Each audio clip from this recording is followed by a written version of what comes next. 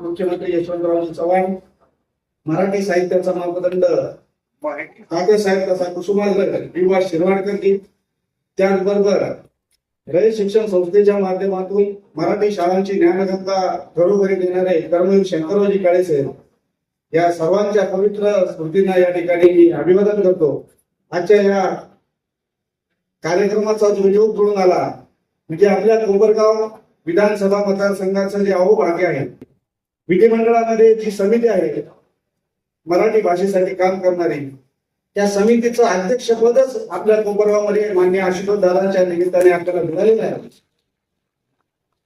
आजच्या हा दादांच्या संकल्पनेतून होत असलेला सुंदर असा सोहळा आणि या सोहळ्याला उपस्थित असलेले मराठवाड्याचा बुलंद आवाज आमदार संजयजी केनेकर साहेब, मराठी भाषेचे सदस्य आहे समितीचे, त्याचबरोबर वैजापूरचे आमदार हिमेशजी बोरणारे साहेब हेही मराठी भाषा समितीचे सदस्य आहेत.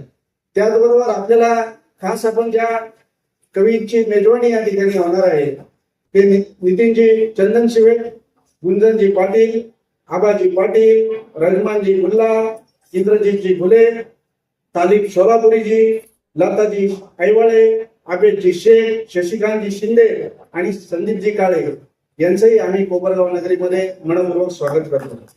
त्याचबरोबर बघा दादांच्या माध्यमातून एक चांगला युवक कसा घेऊन आलेला आहे. दादांनी सांगितलं की मैफिल तर होणार पण माझ्या तालुक्यामध्ये सुद्धा साहित्य क्षेत्रामध्ये काम करणारी मंडळी आहे, त्यांचं मोठं योगदान आहे, त्यांचाही या निमित्ताने सन्मान व्हायला हवा. म्हणून साहित्यिक, कवी, लेखक आणि पत्रकार सुद्धा यांचं मराठी भाषेसाठी मोठं योगदान आहे. त्यांचंही आज हा सन्मानाचा योग जो साखर दुधात केशर योग जो घेऊन आला त्याबद्दल दादांचं या ठिकाणी मनपूर्वक आभार आहे. आजचं हे स्वागत करताना मी कोपरगावचे 2 ओळी फक्त पौराणिक आणि साहित्याच्या निगडीत ओळख करून देतो. पुराण काळामध्ये गुरु शुक्राचार्य, राजा ययाती, कच्छ, देवयानी आणि शर्मिष्ठा या व्यक्तिरेखांवर आधारित गिरीश कर्नाड यांनी ययाती नाटक लिहिलं. वि.स. खांडेकर यांनी ययाती कादंबरी लिहिली. आपण ज्यांच्या स्मृती म्हणून मराठी भाषा दिन साजरा करतो असे विवा शिरवाडकरजी यांनी ययाती आणि देवयानी हे संगीत नाटक लिहिलं. या तीनही साहित्यिकांना ज्यांचं आपल्या कोपरगाव बेटशी नातं जोडलेलं आहे, या साहित्यांना भारत सरकारचा ज्ञानपीठ पुरस्कार आहे. ही आपल्या सर्वांसाठी अभिमानाची गोष्ट आहे. आजच्या या पवित्र दिनी स्मरण आवर्जून झालं पाहिजे ज्यांना पुणे विद्यापीठाचं सुवर्ण पदक होतं मराठी भाषेमध्ये आणि त्यांनी आपल्या कोपरगावच्या के.जे. सोमय्या महाविद्यालयामध्ये योगदान दिलं असे प्रसिद्ध नाटककार प्राध्यापक अनिल सोनार, प्राध्यापक नास परांदे, त्याचबरोबर सगम महाविद्यालयाचे पंडितराव मोहिते यांचंही आज या निमित्ताने स्मरण करतो. आणि आजचा हा कार्यक्रम म्हणजे दादांनी जो घडून आणला मराठमोळा, आपण बघितलं प्रवेशद्वारात अक्षरशः आपण तुतारीच्या निनादात आपलं स्वागत झालं. फुलांच्या पाकळ्या या आलेल्या पाहुण्यांवर पुष्पवृष्टी या ठिकाणी करण्यात आली आणि सुंदर असा कार्यक्रम आणि आपल्या आणि त्या रसिकांच्या आणि कवींच्या मध्ये अधिक वेळ न घेता मी जाताना एवढंच म्हणेन, लाभले आम्हास भाग्य बोलतो मराठी, जाणलो खरेच धन्य ऐकतो मराठी, धर्मपंथ जात एक जाणतो मराठी, एवढ्या जगात माय मानतो मराठी. आजचा हा सुवर्ण योग जुळून आणणारे माननीय आशुतोष दादा यांच्या टाळ्याच्या गजरात आपण सर्वांनी अभिनंदन केलं पाहिजे आणि खूप खूप धन्यवाद दिले पाहिजे. आपल्या सर्वांचं उपस्थित सर्व मान्यवर, त्याचबरोबर या ठिकाणी उपस्थित असलेले कोपरगावचे रसिक श्रोते या सर्वांचं मनपूर्वक स्वागत करून मी आपली रजा घेतो. जय हिंद, जय महाराष्ट्र. मराठी जपायची आहे, हीच आपली खरी संस्कृती आहे, हीच खरी आपली संपत्ती आहे. आदरणीय उपस्थित मान्यवर, कार्यक्रमाचे अध्यक्ष तसेच महाराष्ट्र राज्य मराठी भाषा विधिमंडळ समितीचे अध्यक्ष माननीय आशुतोष दादा काळे, आजच्या कार्यक्रमाचे उद्घाटक आमदार संजयजी केणेकर हेही मराठी भाषा विधिमंडळ समितीचे सदस्य आहेत. प्रमुख पाहुणे माननीय आमदार रमेशजी बोरणारे हेही मराठी भाषा विधिमंडळ समितीचे अध्यक्ष आहेत. तसेच काव्य मैफिलीसाठी आलेले सन्माननीय कवी, हे सर्व दिग्गज कवी, आबेदचे तुम्ही गजल ऐकणारच आहात, नितीन चंदन शिवेंच्या, गुंजन पाटील सगळेच दिग्गज आहेत. जुना मित्र माझा शशिकांत शिंदे मंचावर आहे.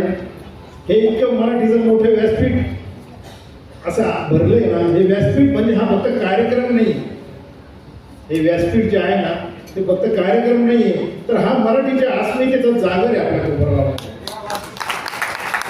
आणि हा शब्दांचा उत्सव जो आहे आणि आपल्या संस्कृतीचा हा अभिमान आहे, हे कोपरगावकरांना सगळ्यांना आनंदाचं भरता येईल एवढा असा कार्यक्रम होणार आहे.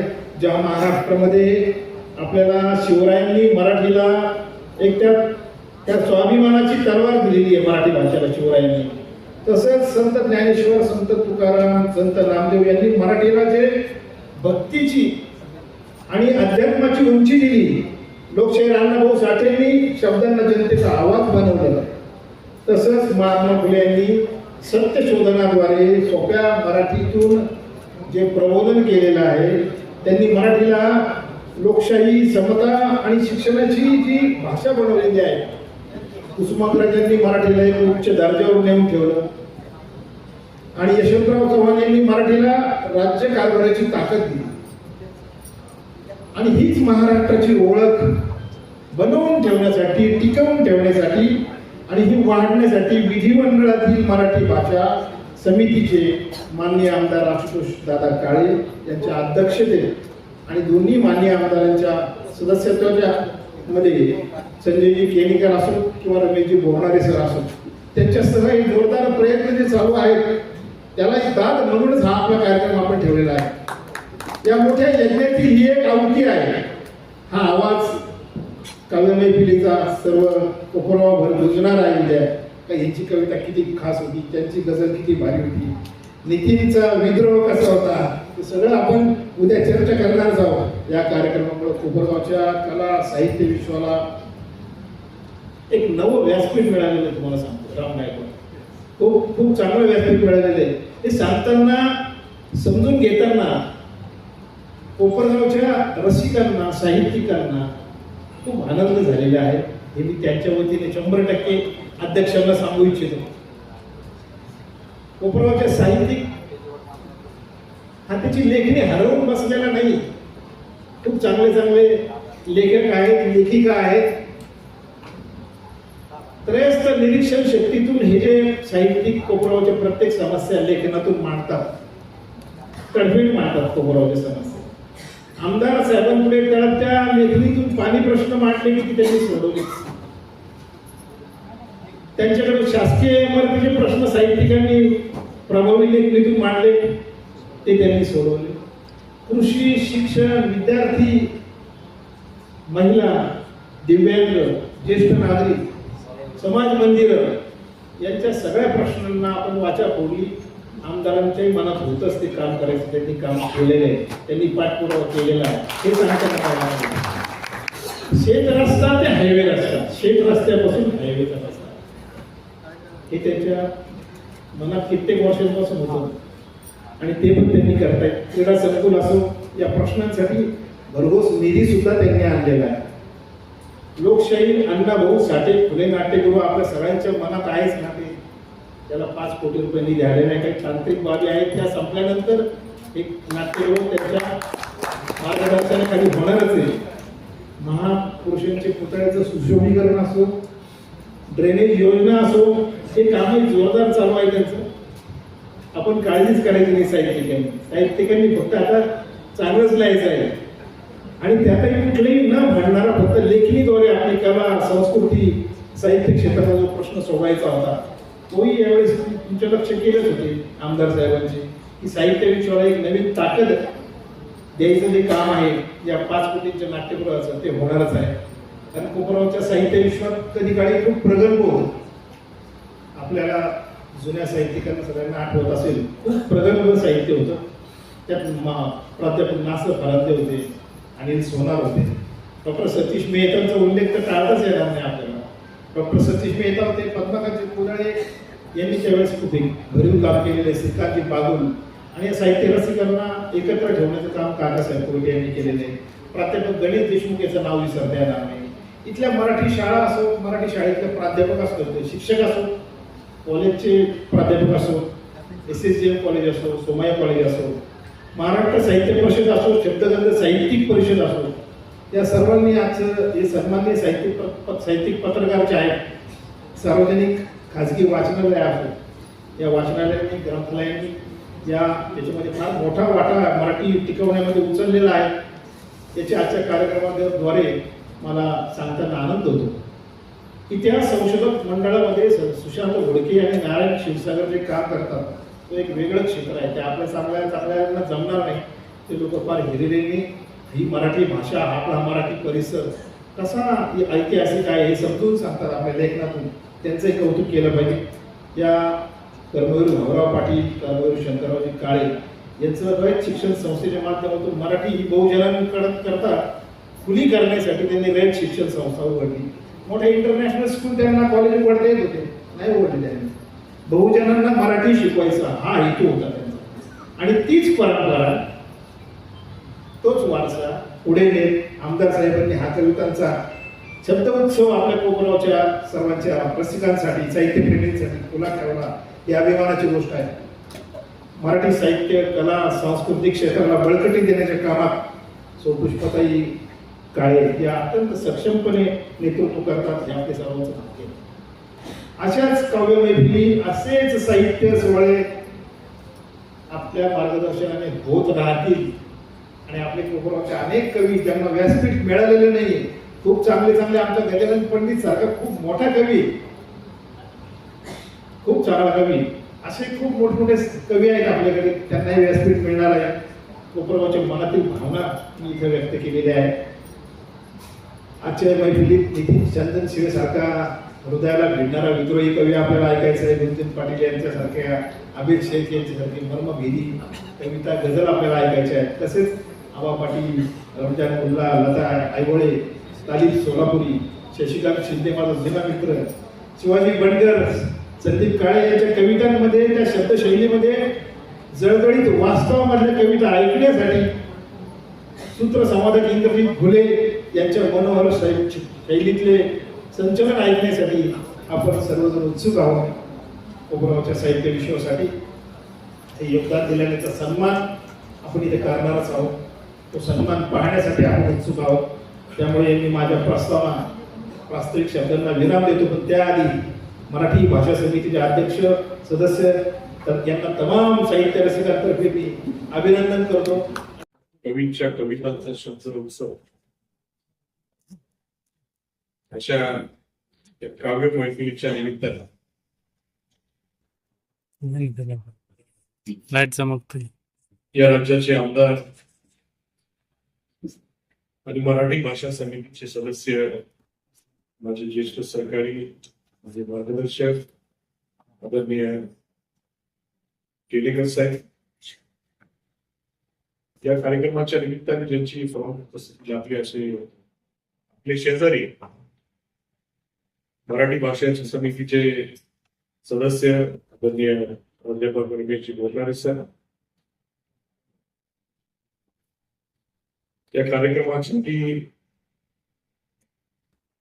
त्यांचा सूत्रसंवाद करणार आहे श्री इंद्रजितजी घुले. या निमित्ताने जे आपले कवी आहेत ते आपली कविता सादर करणार आहे. श्री नितीनजी चंदन शिवे, गुंजनजी पाटील, आबाजी पाटील, रमजानजी मुल्ला, तालीमजी सोलापुरी, लताताई घेनवळे, अबेदजी शेख, शशिकांतजी शिंदे, संदीपजी काळे हे कोपरगाव मतदारसंघामधील उपस्थित सर्व साहित्यिक, लेखक, कवी, पत्रकार, केलेकर साहेब समोर बसलेले पेट्यामध्ये लोक आहेत, सगळे साहित्यिक, लेखक, कवी, पत्रकार सगळे बसलेले. काही मागेही बसले असतील ज्यांना कविता असेल, साहित्य असेल, त्याच्यावर प्रेम असेल. त्याच्यामध्ये आमचे लोक नसते, ते लोक कीर्तन पाहतात, तमाशाही पाहतात, सिनेमा पाहतात, बाकी सगळं. पण असा कार्यक्रम हे पहिल्यांदा पाहिजे. त्यांच्या आमच्याकडे ठेवलं म्हणून आहे. त्यांनी निरोप दिला म्हणे आता ठेवलं नाही कार्य चाला.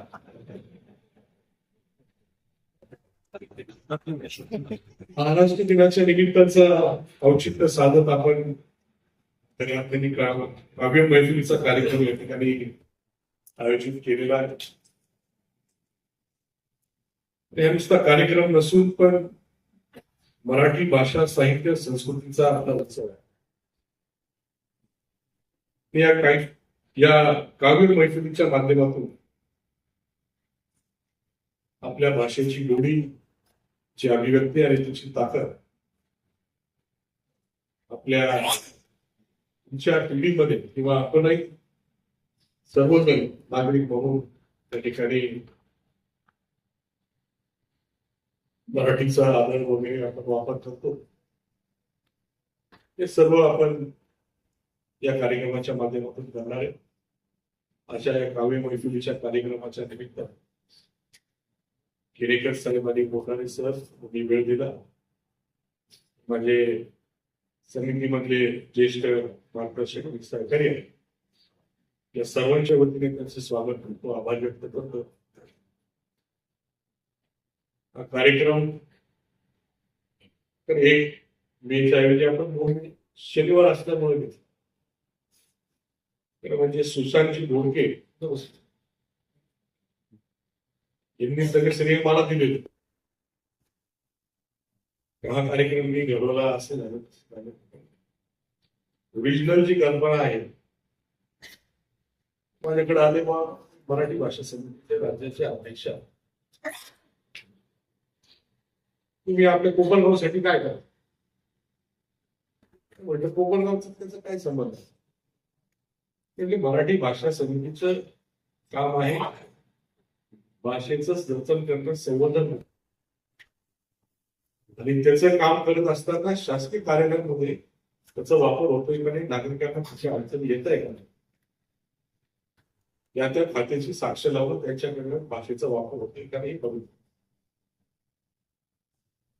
ते म्हटलं जतन आणि संवर्धन मध्ये आपले जे साहित्यिक आहे, कवी आहे, पत्रकार आहे, लेखक आहे यांना देखील आपण एक प्रोत्साहन म्हणून एक शाबासकीची थाप म्हणून कार्यक्रम केला पाहिजे.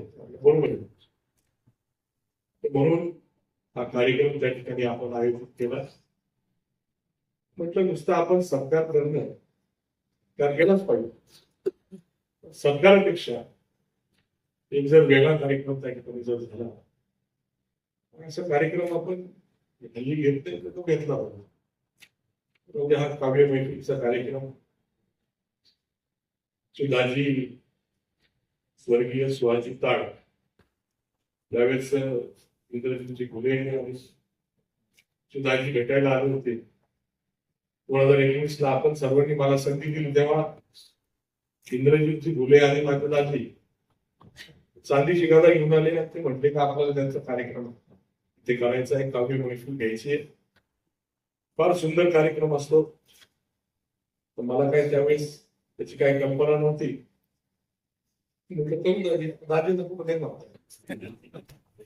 आपलं कार्यक्रम करू पुढे. दुर्दैवाने काही दिवसापूर्वी त्यांचं निधन झालं. सुशांतजी घोडके यांनी आठवण करून दिली. आता त्यांना फोन केला पाहिजे म्हणून मी फोन करून म्हटलं आपल्याला हा कार्यक्रम यावेळेस करायचा आहे. आपले सर्व जे काही कवी असतील तो आपण सन्मान तर करणारच आहे. त्याच्याबरोबर हा कार्यक्रम कवी यांचा सर्व जर घेतला तर निश्चितपणे आपल्या कोपरगाव परिसरातील, कोपरगाव तालुक्यातील, मतदारसंघातील साहित्यिक, लेखक, वाचक, कवी एकंदरीत सर्व नागरिकांना याचे माहिती त्या ठिकाणी होईल. म्हणून हा कार्यक्रम आज घडवून येतोय.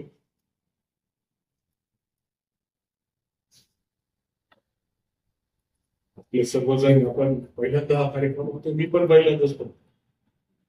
मराठी भाषा समितीचा अध्यक्ष या नात्याने आपल्या राज्याचे मुख्यमंत्री देवेंद्र फडणवीस साहेब असतील, उपमुख्यमंत्री सुरेंद्र वैगे आणि एकनाथजी शिंदे साहेब, विधानसभेचे अध्यक्ष रावजी नार्वेकर यांनी मला आपल्या सर्वांच्या सहकार्याने त्या ठिकाणी संधी दिली आणि मग या नात्याने आपलं भाषेचं जतन करणं, संवर्धन करणं ही माझी प्राथमिक जबाबदारी आहे. परंतु या काव्य मैत्रीच्या माध्यमातून आपले साहित्यिक असतील, कवी असतील, यांना देखील प्रोत्साहन मिळालं पाहिजे, यांना व्यासपीठ मिळालं पाहिजे, ही देखील एक जबाबदारी या ठिकाणी या निमित्ताने पार पाडण्याचा प्रयत्न करतो. कवी त्यांच्या कवितेच्या माध्यमातून समाजाचं जे काही खरं रूप आहे किंवा भावना आहेत किंवा विचार आहेत किंवा समस्या आहेत हे त्यांच्या माध्यमातून मांडण्याचा प्रयत्न, विचार मंथन करण्याचा प्रयत्न करतात. म्हणून जे काही वाचक असतात ते या कविता ऐकून, त्यांचे विचार ऐकून त्यांच्यामध्ये जागरूकता येते, अजून संवेदनशील आपण सर्वजण येतो. आणि एक महत्वाचा कार्यक्रम त्याच्यासाठी आहे का आपण पुढे जाऊ तसा विचार करायला लागतो, काय अडचणी असतात ते सोडवण्यासाठी प्रयत्न. म्हणून ही काव्य मैफिल आपण या ठिकाणी आयोजित केलेली आहे. या ठिकाणी हे सर्व कवी असतील, कवी आहेत, सर्व साहित्यप्रेमी, पत्रकार, लेखक, सर्वांचं मी मनापासून स्वागत करतो. आपण सर्वजण मोठ्या संख्येने या ठिकाणी उपस्थित आहोत, त्याबद्दल आपल्या सर्वांचे आभार व्यक्त करतो. आणि पुन्हा एकदा केणेकर साहेब, बोरनारे सर, हे सर्व आपले जे कवी आलेले आहेत त्यांचं आपल्या वतीने पुन्हा एकदा स्वागत करतो, आभार व्यक्त करतो आणि माझे 2 शब्द या ठिकाणी थांबवतो. धन्यवाद. जय हिंद, जय महाराष्ट्र. मराठी भाषेचे अध्यक्ष आणि खऱ्या अर्थाने समितीमध्ये अध्यक्ष म्हणून काम करत असताना एक प्रभावीपणाने मराठी भाषेचा ठसा ज्यांनी उमटला असे कोपरगाव विधानसभा मतदारसंघाचे आमदार, मराठी भाषा समितीचे अध्यक्ष आदरणीय आशुतोष दादा काळे पाटील, या ठिकाणी आजच्या काव्य मैफिलीसाठी उद्घाटक म्हणून लाभलेले आमचे ज्येष्ठ मार्गदर्शक, विधान परिषदेचे आमदार संजयजी केणेकर साहेब,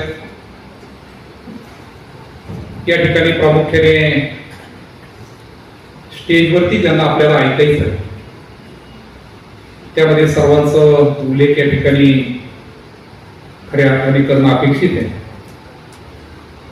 परंतु ज्यांना मी ऐकलं ते चंदन शिवे सर, ज्यांचं खऱ्या अर्थाने मी मुद्दामून सांगेन का प्रेमाची कविता ज्यांची खऱ्या अर्थाने ऐकावी, ते गुंजन पाटील मॅडम, महाराष्ट्रामधून आलेले सर्व कवी, कोपरगाव येथील सर्व साहित्यिक, रसिक, पत्रकार मित्र आणि दादाने ज्यांचे नाव या ठिकाणी घेतले ते सन्माननीय बोडकेजी असतील, सन्माननीय कोयटेजी असतील, ज्यांनी प्रास्ताविक केलं.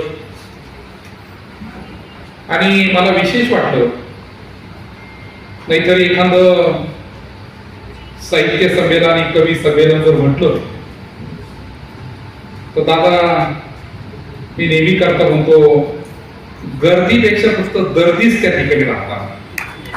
परंतु आज या ठिकाणी मला दोन्ही पाहायला मिळालं. हॉलही भरला, गर्दी झाली आणि दर्दी पण. पण आपल्या सर्वांचं त्या ठिकाणी मनापासून स्वागत करतो. खरं तर आपल्याला कवींना ऐकायचं आहे आणि म्हणून मी फक्त एकच प्रसंग त्या ठिकाणी सांगेन. काही एक जणाला बस पकडायची होती, केणेकर साहेब, आणि धावपळ करत करत घामाघूम बस स्टँड पर्यंत गेला, त्याची बस निघून गेली. आणि अशा वेळेस मी त्याला भेटलो आणि त्याला सांगितलं मी राम आणि रावणाचा युद्ध प्रसंग तुला सांगू का? तसा आज होऊ नये, तुमच्या लक्षात आलं असेल. आपल्याला कवींना ऐकायचंय, आम्हाला ऐकण्यापेक्षा कवींना ऐकायचंय. परंतु या ठिकाणी कोयटे साहेबांनी, आमदार काळे साहेब म्हणजे दादांचं खूप चांगलं आपल्या प्रास्ताविकमध्ये मत व्यक्त केलं. कवी साहित्यिक कोपरगाव मधून जे लिहितात त्यांच्या जोरावरती त्या ठिकाणी दादांची भूमिका त्या ठिकाणी राहते. मला सुद्धा वैजापूर विधानसभा मतदारसंघामध्ये माझी दुसरी टर्म आहे. मी एखाद्या साहित्यिकाने किंवा कवीने मला जर फोन जर केला की बोराडे सर अशी परिस्थिती आहे, ते काम दादा तुमच्या सारखंच मी त्या ठिकाणी करायचा त्या ठिकाणी प्रामाणिकपणाने प्रयत्न करतो. मी पाहतोय दुसरी टर्म दादाची त्या ठिकाणी सुरू झालेली आहे. आम्ही दोघंही एकाच वेळेस विधानसभेत आमदार म्हणून गेलो. जोडलेला मतदारसंघ आहे. ते माझ्याकडे पाहताय, मी त्यांच्याकडे पाहतोय आणि सहज एकमेकाला विचारतोय, दादा किती निधी कशातून आणलो? कारण प्रत्येक वेळेस नवीन नवीन भूमिका त्या ठिकाणी पाहायला मिळाली. कुणीतरी आता एक शब्द वापरला तर शेत रस्त्यापासून हायवे पर्यंत खूप मोठा शब्द आहे. पाण्याचा प्रश्न हाही खूप मोठा शब्द आहे. आणि दादाच्या माध्यमातून या 6-6.5 वर्षाच्या काळामध्ये अत्यंत चांगलं काम त्या कोपरगाव विधानसभा मतदारसंघामध्ये त्या ठिकाणी झालं. मराठी भाषेला समितीचे अध्यक्ष दादा काम करताय, आम्ही सदस्य म्हणून त्या ठिकाणी काम करतोय. परंतु पहिल्या मीटिंग मध्ये दादाची भूमिका त्या ठिकाणी राहिली का महाराष्ट्राच्या प्रत्येक शाळेने त्या ठिकाणी मराठी कंपल्सरी केलं पाहिजे. आता काल परवा रिक्षाचा एक विषय त्या ठिकाणी झाला आणि म्हणून जेव्हा जेव्हा समितीमध्ये दादा काम करत असताना ते जरी आम्हाला ज्येष्ठ मार्गदर्शक म्हणत असले मला संजय केरेकर साहेबांना, परंतु अत्यंत चांगली भूमिका त्या समितीमध्ये काम करताना दादाची त्या ठिकाणी राहिलेली. आणि म्हणून मी अधिक वेळ घेणार नाही, नाहीतर बसचं उदाहरण मीच सांगितलं आणि मीच जर परत जर लांबवलं तर ते काही बरोबर होणार नाही. या ठिकाणी दादा, जसं तुम्ही या ठिकाणी नाट्यगृहाचा विषय कोयटे साहेबांनी मला सांगितलं, तसं मी त्या ठिकाणी पाहतोय माझे राजकीय गुरु आणि 15 वर्ष ज्यांनी आमदार म्हणून काम केलं, नगराध्यक्ष म्हणून जवळजवळ 15 वर्षे काम केलं, असे स्वर्गीय आर्यमणी साहेब.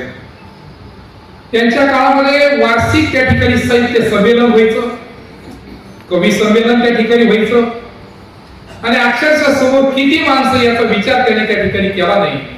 परंतु खऱ्या अर्थाने माझा रसिक, माझे कवी, माझे साहित्यिक यांना कुठेतरी स्टेज त्या ठिकाणी उपलब्ध व्हावं आणि म्हणून त्यावेळेस दादा स्वर्गीय रामराव नाना नाट्यगृहाची त्यांनी निर्मिती केली.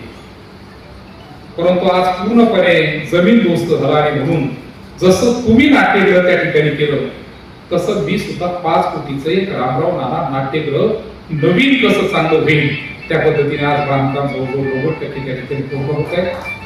आता मराठी भाषेचे समितीचे अध्यक्ष या नात्याने मी आजच तुम्हाला निमंत्रण देणार आहे.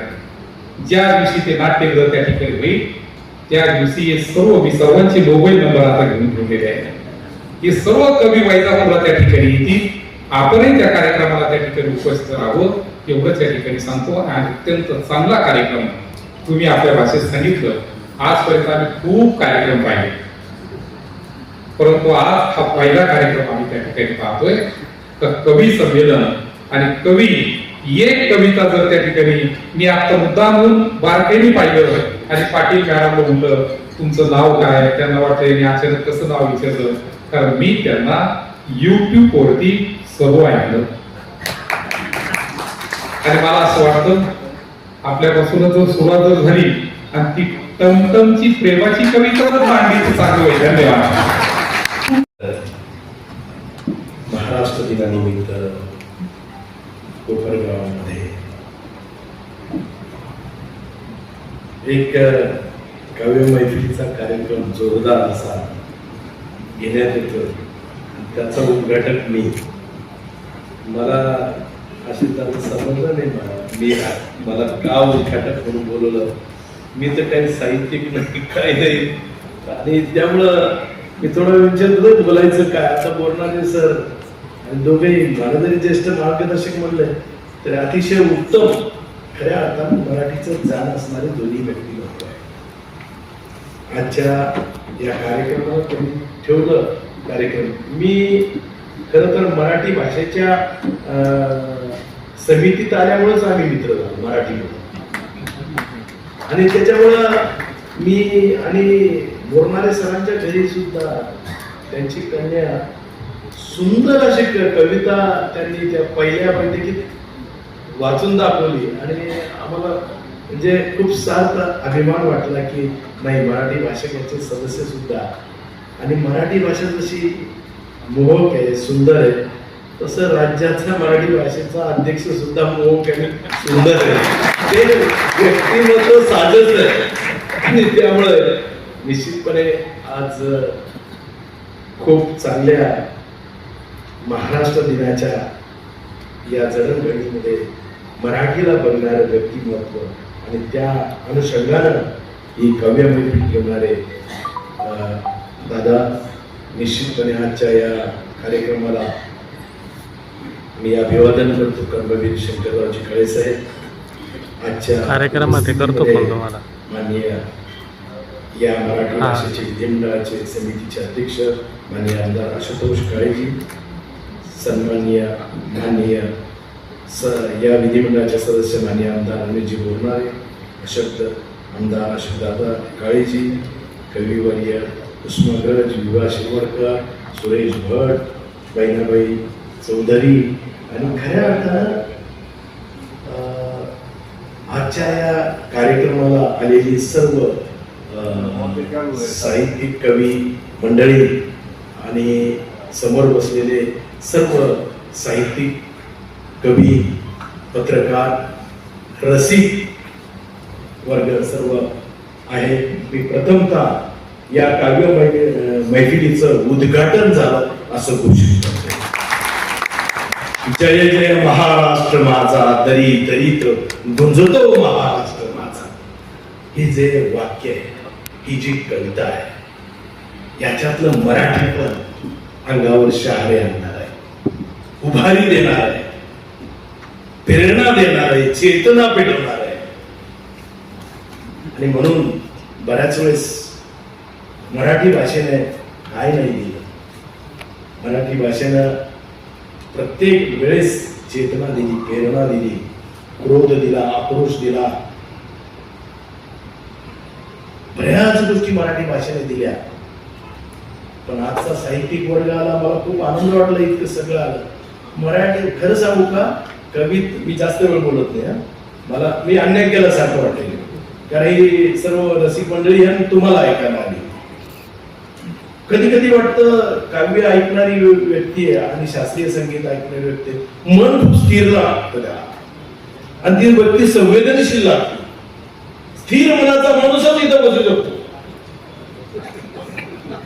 म्हणजे माझ्या प्रवासात मी सांगतो, माझा एक मित्र तो शशांक मक्तेदार, तो शास्त्रीय गायनामध्ये खूप वरच्या पदवीला होता. त्यांचे मोठमोठे कार्यक्रम चालायचे आणि त्यांचे सर्व आम्ही मित्र कंपनी असल्यामुळे त्याला साथ द्यावी म्हणून आम्ही जायचो. ते आलाप जेव्हा व्हायचा तेव्हा सगळेच मंत्रमुग्ध त्याला माना हलवायचे, हात वर करायचे. आम्हाला काही समजायचं नाही, पण आम्हाला आलाप देताना आम्हाला हात हलवावा लागेल, माना हलवावा लागेल. पण हळूहळू जेव्हा कळायला लागलं आणि हृदयाला हलवणाऱ्या कवीचं कौतुक जितकं करावं तितकं कमी आहे. आणि त्यामुळे निश्चितच मला का बोलवलं हे माहित नाहीये, पण त्यांनी माझ्यातला काय व्यक्तिमत्व हेरलं. कारण मराठीमध्ये प्रतिमा आणि प्रतिभा खऱ्या अर्थानं उभर व्यक्तिमत्वाची जी आहे, प्रतिमेची आणि प्रतिभाची, ती खऱ्या अर्थानं मराठीतून होते. आणि निश्चितपणे मराठीमध्ये कसं आहे, सगळ्यात जास्त जर काही कोणती भाषा आसवत असेल तर मराठी भाषा असते. म्हणजे मी बरेच पिक्चर दादा कोंडकेंचे पासून अशोक सराफांपासून या मराठी भाषेला जितका न्याय देता आला आणि लोकात नेता आलं तितकं नेलं त्यांनी, आणि म्हणून त्यांचंही कौतुक करतो मी. आज खऱ्या अर्थानं देवेंद्रजींनी ज्या पद्धतीने मराठी भाषेला अभिजात भाषेचा दर्जा मिळवून दिला तो उगाच नाही. या महाराष्ट्राला 1960 मध्ये खऱ्या अर्थानं महाराष्ट्र राज्याचा दर्जा आपल्याला घेता आला, म्हणून मराठी भाषेला अभिजात भाषेचा दर्जा देता, आणि म्हणूनच महाराष्ट्र दिन हा सहज मराठी दिवसाशी जुळलेला नाहीये. त्यामुळे या भावना लक्षात ठेवतो. मी बऱ्याच वेळेस आता मी मराठवाड्यातला आहे, निजामाच्या झळा पाहिलेल्या आहे, रजाकाराच्या झळा पाहिलेला माणूस आहे. उर्दूचा जास्त पगडा असणारा मराठवाडा. मराठी भाषेची खरं तर कुचंबना ज्या मराठवाड्यात केली गेली ती उर्दू भाषेच्या प्रभावामुळे केली गेली, आणि त्याच्यामुळे निश्चितच माय या शब्दात जितकं मोठं हे की माय म्हणलं तर आभाळ आणि समुद्रही कमी पडतो. या शब्दात तो मराठीचा शब्द आहे माय, आणि म्हणून उगाच न शिकलेल्या बहिणाबाईंनी ज्या कविता रंगवल्या त्याही म्हणजे अंगाला शहाऱ्या आणणाऱ्या आणि मायेपणाचं लक्षण दाखवणारे आहे. आणि त्यामुळे अरे संसार संसार जसा तवा चुलीवर, आधी हाताला चटके तेव्हा मिळते भाकर. अरे संसार संसार खोटा कधी म्हणू नये, राहुल्याच्या कळसाला लोटा कधी म्हणू नये. अरे संसार संसार नाही रडणं पूर्ण, येड्या गळ्यातला हार म्हणू नको रे लोडणं. अरे संसार संसार दोन जीवाचा विचार, देतो सुखाला नकार आणि दुःखाला होकार. हे कुठून जन्मलं? या मराठी भाषेला प्रकट करण्यासाठी इथं शिक्षण नाही लागत. त्या मराठीनंच हे शिकवलं, मराठीनंच हे घडवलं, आणि त्यामुळे जो विचार आणि संस्कृती या मातीतून जो मराठीचा सुगंध महाराष्ट्रात दिला गेला, या लोकांना खरं तर अभिवादन करावं लागेल वारंवार. आणि निश्चित मी नेहमी सांगत असतो, कॉलेजला गेलो कुठं गेलो सांगत असतो, या मराठीच्या पिढींना सांगत असतो मी की 3 गोष्टी कधीच विसरू नका, त्याची कधीच नाळ तुटू देऊ नका. माय, माती आणि मातृभाषा. ज्यांची यांची नाळ तुटती ती माणसं स्वतःची पण नसतात. आणि त्यामुळे माय, माती आणि मातृभाषा यांची नाळ कधीच तुटू देऊ नका. ती नाळ तुटली की माणूस माणसात राहणार नाही. आणि त्या भूमिकेतून खऱ्या अर्थाने आपल्याला वाटचाल करायची आहे. निश्चितपणे बऱ्याच कविता आहे, सुरेश भटांची कविता आहे. मी परवा मला मराठी इतकी ताकद दिली, मी सहज माझी पोस्ट टाकली आहे, तुम्ही वाचली असेल. मला मराठवाड्यात इतकी दाद मिळाली, भावनिक आहे. मराठी काय करत नाही, आणि त्यामुळे निश्चित मराठी आपल्यातलं एक नातं निर्माण करते, मराठी परिवार जपते, मराठी बहीण भावाचं एक विचार संस्कृतीचं केंद्र आहे. आणि त्यामुळे मराठीबद्दल बोलायला गेलं तर भरपूर काही मिळेल, पण मी कवितावर अन्याय करणार नाही, कवीवर अन्याय करणार नाही. आणि त्यामुळे आपण सगळे आला हा क्षण, खरं तर सगळे क्षण विसरले जातात. इथं बसले की इथलं व्हावं वाटतं, आणि बाहेर गेले की मग तुम्हाला माहिती किती प्रदूषण डोक्याचं मनातलं. हे प्रदूषण हटवणारी माणसं आहे विचाराचं. ही कवी मंडळी डोक्यात जे प्रदूषण साचलं बाहेरचं ते इथं मोकळं होतं, फक्त आत उतरलं पाहिजे, समर्पित झालं पाहिजे. आणि त्यामुळं आपलं जर प्रदूषण हटवायचं असेल मनाचं हृदयाचं, तर कवीशी समरस व्हा अशी भावना व्यक्त करतो. आपण मला बोलवलं, सन्मान केला, धन्यवाद. गझल असो की कविता, हे माणसं जोडण्याचं काम करतात. माणसं असतात कुठं? लोक का इथे तिथे शोधतात माणसे, लोक का इथे तिथे शोधतात माणसे, माणसामध्येच तर राहतात माणसे. लोक का इथे तिथे शोधतात माणसे, माणसामध्येच तर राहतात माणसे. मोडके हृदय मला रोज हे सांगते, धन्य लोक तेच जे जोडतात माणसे, धन्य लोक तेच जे जोडतात. अजून 4 वेगळे मराठीच्या. यार हो क्षमा कर चला, दुसरी वळ आवडली दाद्या.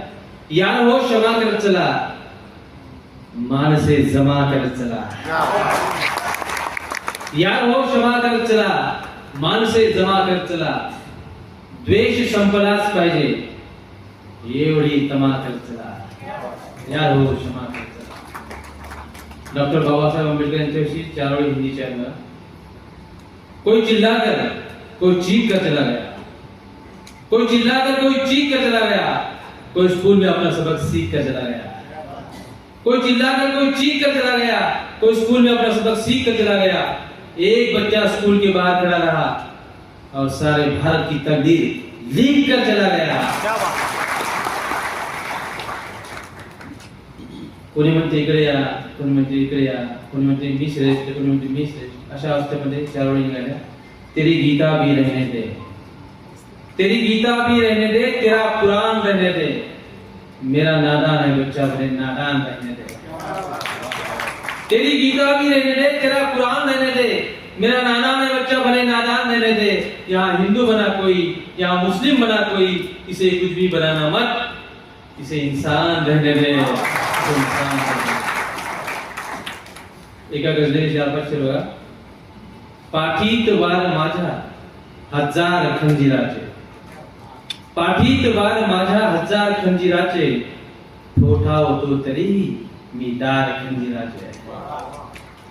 मी फेडले अखेरी उपकार खंजीराचे, मी फेडले अखेरी उपकार खंजीराचे, माझेच रक्त आहे शृंगार खंजीराचे। ह्या शेराचं खंजीर काय असतो तू पाहिलेच कोठे, खंजीर काय असतो तू पाहिलेच कोठे, जा संसदेत भरले दरबार खंजीराचे। असे इतिहासासाठी नाही, आमच्याकडे मी किती तिकडला खराब करण्यासाठी असे होता। मी फेडलेल्या उपकार खंजीराचे, डोळे बघून त्यांचे वाटेल का कुणाला, असतात छान इतके आकार खंजीराचे। एक गझल सादर करतो ना आपल्या जागी तर म्हणजे गाव सादर समजू नको डला। ही गझल अमरावती विद्यापीठात आहे, काही नवीन शेरच्यामध्ये आहे सादर।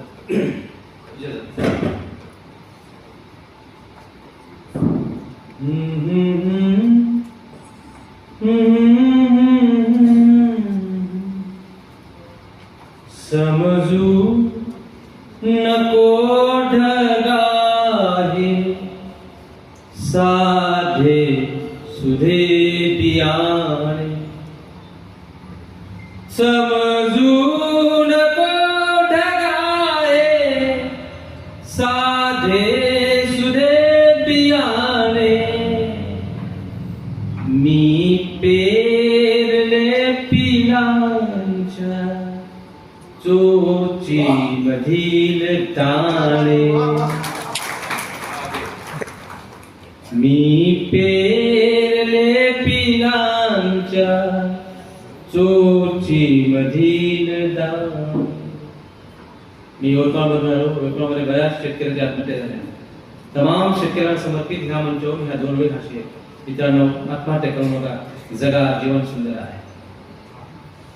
उघडा पडेल सारा संसार हा शाने, उघडा पडेल सारा संसार हा शाने, मिटणार प्रश्न नाही गळफास घेतल्याने, मिटणार प्रश्न नाही गळफास घेतल्याने। आईला समर्पित ठरवली। तू निंदलेस माझे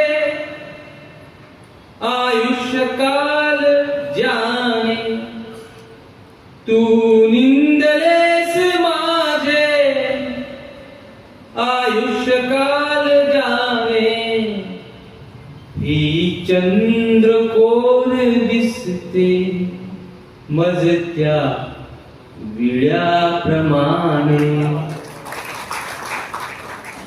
ही चंद्रकोर दिसते मजत्या विळ्याप्रमाणे। हा सर्वांचा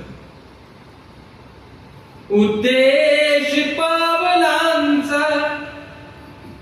जाणे पुढेच जाणे उद्देश पावलांचा जाणे पुढेच जाणे हे ध्येय काय आहे थांबायचे बहाणे हे ध्येय काय आहे थांबायचे बहाणे बेमार कसे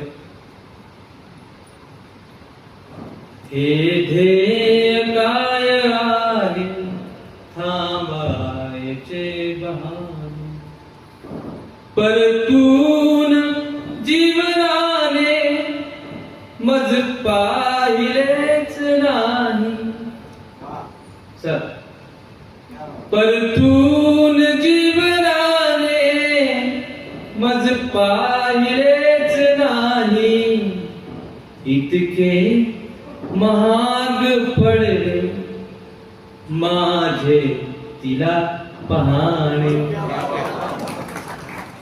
इतके महाग पडले माझे तिला पाहणे हृदयात तीर माझ्या पाठीमधून आला हृदयात तीर माझ्या पाठीमधून आला अनघाव शोधती ते छातीवरी शहाणे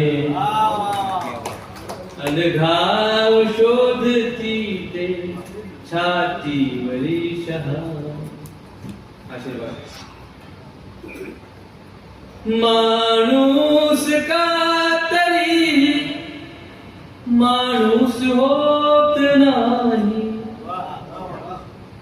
माणूस का तरी माणूस होत नाही पाषाण देव झाले शेंदूर फासल्याने माणूस का तरी माणूस होत नाही पाषाण देव झाले शेंदूर फासल्याने या गझल मधला शेवटचा असेल आणि आपली पाषाण देव झाले शेंदूर फासल्याने फार अस्वस्थ अवस्थेमध्ये ह्या दोन ओळी लिहिल्या ते सत्यमेव जयते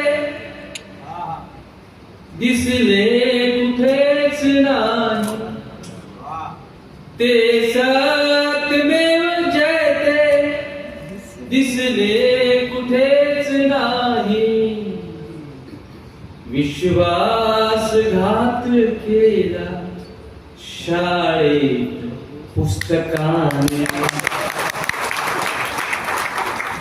ते सत्यमेव जयते दिसले कुठेच नाही विश्वासघात केला शाळेत पुस्तकाने समजू नको ढगाने साधे सुधे बियाणे मी पेरले पिलाच्या चोची मधील दाणे चोची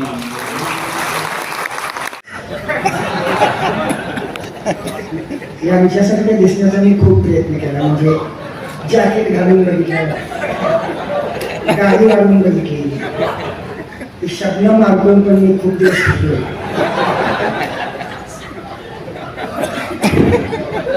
आज तर ती साबण येऊन लागलो की कुठला तो साबण आई कॉलेज कुंभारी सारखी दिसतो तो साबण सांगतो तुम्ही तोच वापरता का त्यामुळे तुमच्या वेळ लक्षात येऊ पण मी तो साबण वापरून बघितला सर काय फरक पडला नाही माझा म्हणून मी प्रचारक तज्ञांना दाखवलं डॉक्टर म्हटलं हा साबण मी वापरलाय, ती टीव्हीतली आई कॉलेज कुमारी सारखी दिसते, निदान मी माणसासारखा तरी दिसायला पाहिजे. या साबणाचा काही परिणाम होईल ना. त्यावेळी डॉक्टर म्हणाले त्वचेचा थोडा असा किरकोळ काय दुरुस्ती करायची असेल तर ते साबण करू शकतात, कंपनी फॉल्ट असेल तर साबण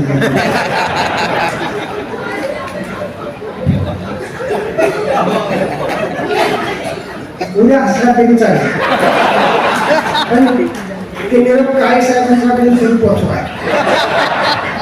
तो कर्नाटकातला कवी असलं काय काय म्हणतो त्याला. तर काय होतं, बऱ्याचदा गर्दीच्या ठिकाणी, रेल्वे स्टेशनवरती, बस स्टॉपवरती, बाजारात कोणतं कोणाच तरी पाकिट मारतं आणि लोक माझ्याकडे संशयाच्या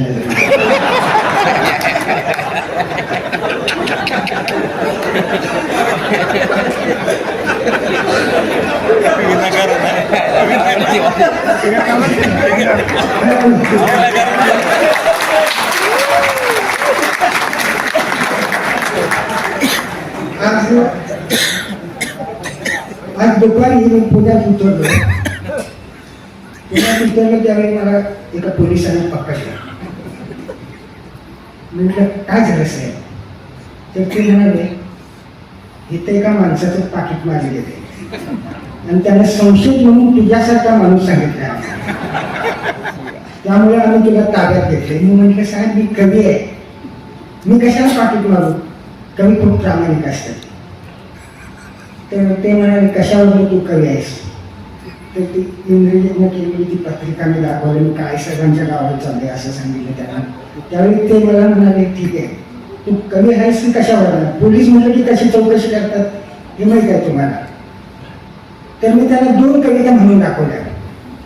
त्यावेळी ते म्हणाले आता काळी साहेबांच्या गावात सोडतो, खरं 3री कविता म्हणून दाखवली.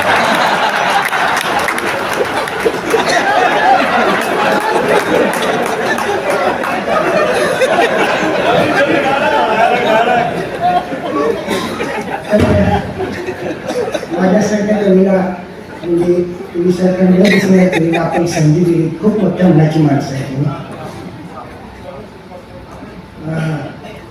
आज भाषा समितीचे अध्यक्ष खरंच तुकारामाच्या अभंगासारखे देखणे आहेत.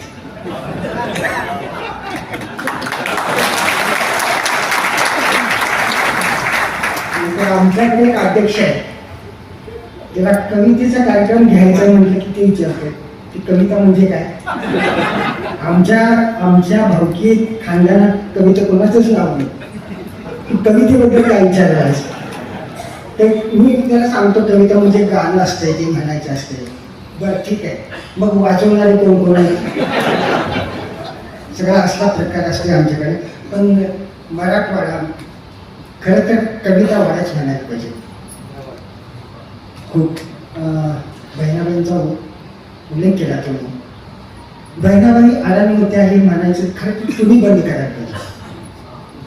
कारण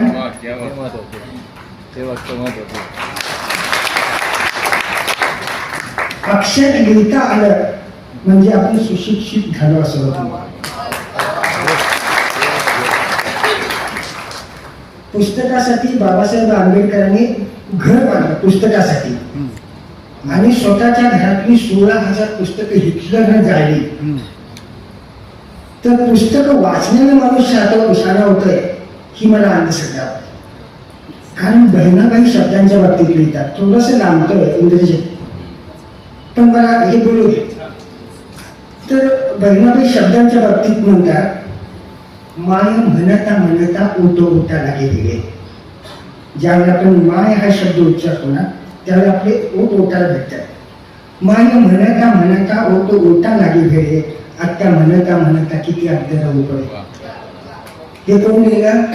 अरे तुम्ही ज्यांना आगामी म्हणता कुठल्या PhDच्या माणसाने लिहिले बघा शब्दावर किती ताकद असते. तर असं तुम्ही आज सांगत होता मराठी शाळेत मराठी भाषेची थोडी किती गोड आहे. तर 7वीला एक मुलगा म्हणाला सर तुमचं ऐकतं म्हणून काय पण थापा मारता काय? माय म्हणता म्हणता असं म्हटल्यावर एकदा तो ओटाला भेटतंय, पण मम्मी म्हटल्यावर दोनदा भेटते. मग मम्मी भारी काय माय भारी. तर मी त्याला म्हटलं, बाळा, माय आणि मम्मी यात खूप अंतर आहे. मम्मी ओटातल्या ओटात आहे आणि माय बेंबीच्या लेटात आहे. ज्यावेळी तुम्ही माय हा शब्द उच्चारता त्यावेळी ते बेटाला ओढ पडते आणि मम्मी ओटातल्या ओटात म्हणू शकता. तर हे म्हणजे तुमच्यासारख्या साहित्यिक लोकांच्या वावरल्यामुळे मला हे कळते. तर कवितेचं शीर्षक आहे मोनालिसा. मोनालिसा ती ना कुंभमेळ्यात उभून आलेली.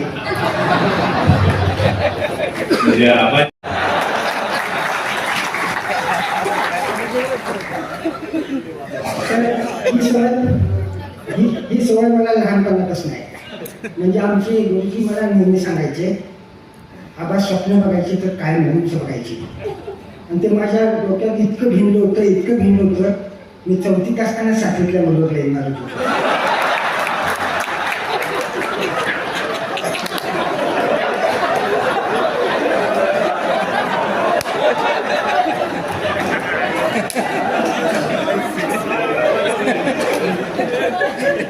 म्हणजे 7वीतल्या मुलीच्या म्हणून. तर मोनालिसा या कविते संदर्भात थोडी गंभीर आहे कविता. एवढ्यासाठीच तुम्हाला हसवलं थोडं. मोनालिसा लिओनार्दो दा विंची या जगत प्रसिद्ध चित्रकाराने काढलेलं चित्रात ती हसते. का हसते अजून कोणाला कळलं नाही. आणि शाळेने तसल्या भानगडीत पण पडायचं. कारण काय झालं, मोनालिसा ही कविता मोनालिसा का असते हे अजून कोणाला कळलं नाही. आणि शाळेने तिच्या भानगडीत पडू नये. मी पडलो होतो कॉलेजमध्ये असताना. माझ्या आयुष्यात एक मोनालिसा आली होती. त्यावेळी फक्त तिच्या हसण्याचा मी अर्थ लावला, त्यावेळी फक्त तिचा स्टँडर्ड नंबर काय नव्हता.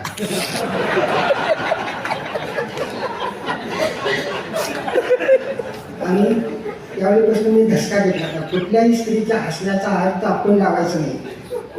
आता मला नातू आहे, मी माझ्या बायकोच्या पण हसण्याचा अर्थ लावतो. हे सवयीने मला आत्ता जरा कळायला लागले. असं गालावर खळी पाडून माझ्याकडे बघून बायको स्मित हास्य का करता, तर त्यावेळी त्याने माझ्या खिशातली चिल्लर घातलेली असते. आणि मी विचारलं माझ्या खिशातली चिल्लर काय झाली, तर ती म्हणते, सोनू तुझा माझ्यावर भरोसा नाही का. तुम्ही सर्व माझ्या कवितेच्या टप्प्यापर्यंत पोहोचला असं समजून मी कवितेला सुरुवात करतोय. कवितेचे शीर्षक मोनालिसा. माझा भाकरीचा शोध संपेपर्यंत अशीच हसत राहा मोनालिसा. माझा भाकरीचा शोध संपेपर्यंत अशी हसत राहा मोनालिसा. तुला हसताना पाहून मलाही बरं वाटतं.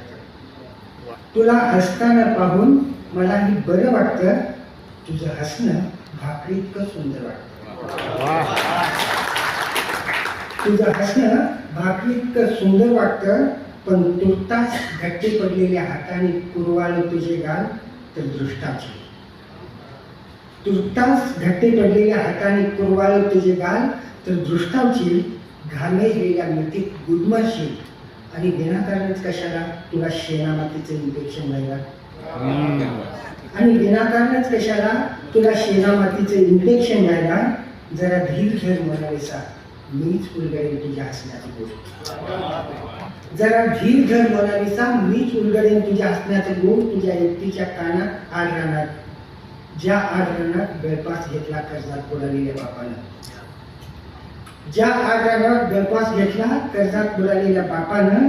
आणि आई कापरासाठी उडून गेली या धक्क्यानं. कर्जाचा शेवटचा हप्ता फिटेपर्यंत अशीच हसत राहा मोनालिसा. कर्जाचा शेवटचा हप्ता फिटेपर्यंत अशीच हसत राहा मोनालिसा. छान दिसतेस कर्ज कोऱ्या 7-12वरचं मोकळं रान दिसतेस. कर्ज कोऱ्या 7-12वरचं मोकळं रान दिसतेस मोनालिसा. भुकेच्या तळ्यात सापडला असता भाकरीचा गाव, तर मीही बोलून घेतलं असतं काळजावर तुझं नाव.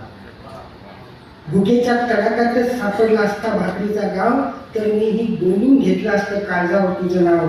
पण बेकारीनं हिरवली आहे काळजातली उत्कट मस्ती. पण बेकारीनं हिरवली आहे काळजातली उत्कट मस्ती. नाहीतर तुझ्या रोज एक कविता लिहिली असते. माझ्या प्रतिभेला पालवी फुटेपर्यंत अशीच हसत राहा मोनालिसा. माझ्या प्रतिभेला पालवी फुटेपर्यंत अशीच हसत राहा मोनालिसा. छान दिसतेस, काळजातून पाझरलेलं कवितेचं गाणं दिसतेस. मोनालिसा, संसाराच्या रथाला खांदा लावली असतीस तर कमरेत वाकली असतीस. मोनालिसा, संसाराच्या रथाला खांदा लावली असतीस तर कमरेत वाकली असतीस. दारुड्याची दोन लेकरं सांभाळताना मेटाकुटी लागली नसतीस. फोटोत सगळेच हसतात ग मोनालिसा, सगळेच हसतात. फोटोत सगळेच हसतात ग मोनालिसा, सगळेच हसतात. मला सांग, उधारी नाकारलेल्या दुकानदाराच्या दारापुढे तू अशीच हसली असतीस? मला सांग, उधारी नाकारलेल्या दुकानदाराच्या दारापुढे तू अशीच हसली असतीस? तरी सुद्धा हसत राहा मोनालिसा, हसताना तू लईच भारी दिसतेस. तरी सुद्धा हसत राहा मोनालिसा, हसताना तू लईच भारी दिसतेस. अशी की जशी तापलेल्या तव्यावर फुगलेली भाकरी दिसतेस. तापलेल्या तव्यावर फुगलेली भाकरी दिसतेस. तर तुमचं केलेलं कौतुक हे घरच्यांनी केलेलं कौतुकासारखं वाटतं. कारण माझी या क्षेत्रातली सुरुवात विजापूरमधून झाली आहे. माझं प्राथमिक शिक्षण येथून झालं. आणि जेव्हा तुम्ही मराठीचं कौतुक करत होते सर, मी सांगते की मी इंग्रजी माध्यमाच्या शाळेतून शिकलेली मुलगी आहे आणि माझा अनुभव असा आहे, तुम्ही कितीही इंग्लिश बोला, राग येतो तेव्हा शिवी मराठीतूनच येते.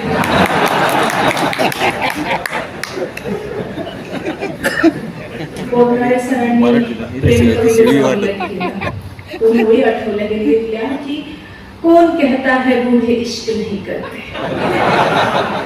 कौन कहता है बूढ़े इश्क नहीं करते, करते हैं पर हम उन पर शक नहीं करते.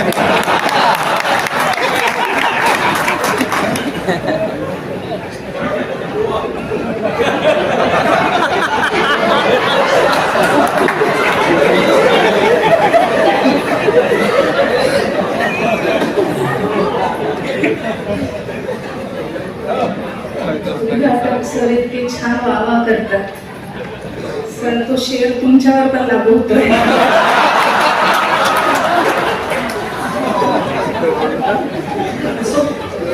माणसाने प्रेम करत राहिलं पाहिजे एकावर. आपण आता किस्सा सांगितला, मी तुम्हाला एक किस्सा सांगते की मागच्या काही महिन्यांपासून मी गॅदरिंगच्या कार्यक्रमांसाठी विविध महाविद्यालयांमध्ये फिरते. एका ज्युनियर कॉलेजमध्ये प्रमुख पाहुणी म्हणून गेली आणि अशी स्टेजवर उभी राहिली. सर, एक 11वीचा मुलगा असेल, टक लावून बघत होता. आता मला प्रश्न पडला की मी अनकम्फर्टेबल झाली, मला बोलता येईना. पण आता काय करावं, इथून तर मी काही बोलू शकत नाही. मग कार्यक्रम संपल्यानंतर त्याला असं बाजूला बोलवलं आणि म्हटलं, बाळा मी मोठी आहे तुझ्यापेक्षा. म्हणजे मॅडम तुम्हाला कळालं नाही? म्हटलं काय?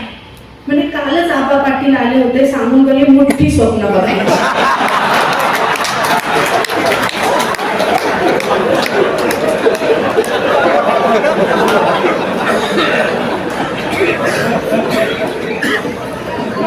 बऱ्याच कार्यक्रमांमध्ये असं होतं. म्हणजे परवा एका कार्यक्रमामध्ये तब्येत ठीक नव्हती, इंद्रजित दादाला बोलले की दादा मी आज काही कविता म्हणू शकत नाही. दादा म्हणे बसून राहा. प्रत्येक जण कविता ऐकायला आलेला नसतो. आणि तुम्हाला सांगते सर, सुरुवातीला तुम्ही म्हणे की कीर्तन ऐकतात, तमाशे बघतात. नाही, गर्दी असते त्याचं. नाहीतर आज गुंजन पाटीलच्या ऐवजी गौतमी पाटील असते. असंच ज्या ज्या कार्यक्रमांमध्ये असं टक लावून बघतात. एका कार्यक्रमामध्ये एक शेर घेतला की इतका रोखून पाहू नको रे, मी अशी वितळणार नाही. इतका रोखून पाहू नको, मी अशी वितळणार नाही. माझ्या डोळ्यात एक घनदाट जंगल आहे, तुला रस्ता कळणार नाही. बरं तो पण हुशार, तो तिकडून म्हणतो की प्रेमाचा सिलेबस लय अवघड, कळता कळत नाही. की प्रेमाचा सिलेबस लय अवघड, कळता कळत नाही, आणि तोपर्यंत अर्ज करत राहणार जोपर्यंत रिझल्ट मिळणार नाही.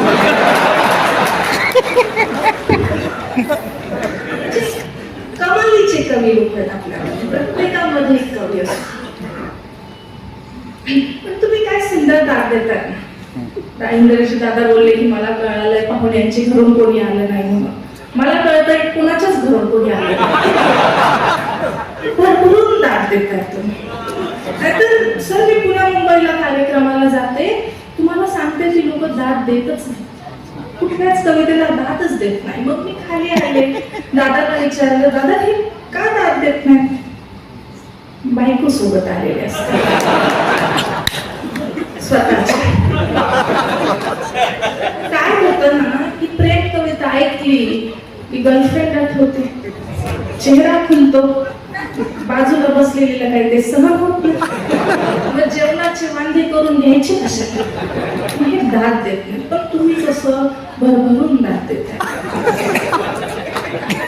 आणि विशेष म्हणजे मी बघते त्यांच्या डोक्यावर फेटे आहेत, बाकीच्यांच्या डोक्यावर केस आहेत. म्हणजे आमचे एक सर खूप छान सांगतात सर की बाळ जन्माला येतं, आई प्रेमाने डोक्यावर हात फिरवते, बाळाच्या डोक्यावर केस येतात, बाळ मोठं होतं, बाळाला समजायला लागतं, बाळाचं लग्न होतं, मग बायको डोक्यावर हात फिरवते. बाळाचे केस तुमच्या डोक्यावर अजून केस आहे, कदाचित बायको कमी प्रेमाने डोक्यावर हात फिरवत असेल. ज्यांचे त्यांचे गेले त्यांनी दुःखी होऊ नका, तुमची बायको खूप प्रेम करते तुमच्यावर. बरं परवा असं बायकोचा विषय चालला दादा. मी माझ्या एका मित्राला म्हटले की अरे बायकोवर इतके जोक करता तुम्ही, बायका नसत्या तर साधे तुमचे कपडे तरी कोणी धुतले असते का? मला म्हणतो घातलीच कोणी असते.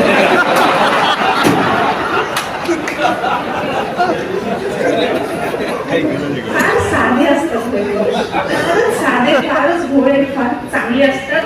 यांना बायको खूप आवडते शेजारच्याची.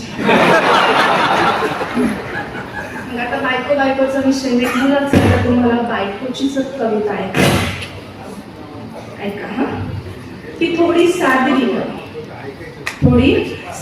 हवी, थोडी अदाही असायला पाहिजे. बायको हवी हक्काची, पण गर्लफ्रेंड सारखी दिसायला पाहिजे. नाजूक चेहरा, मिल्की स्किन, झिरो फिगर असायला हवी.